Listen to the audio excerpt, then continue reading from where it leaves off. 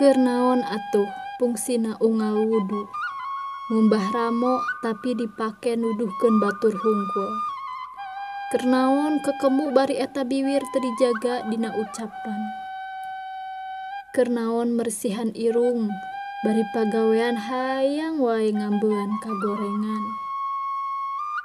Keur naon ngumbah beungeut ari ati masih keneh mungkir.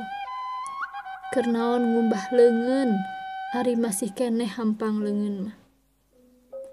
Keur naon ngumbah sirah bari di jero sirah masih keneh boga pikiran goreng.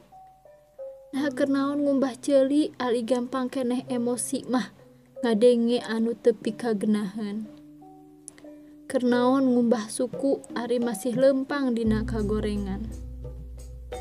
Cing janten Islam tong janten Euslem.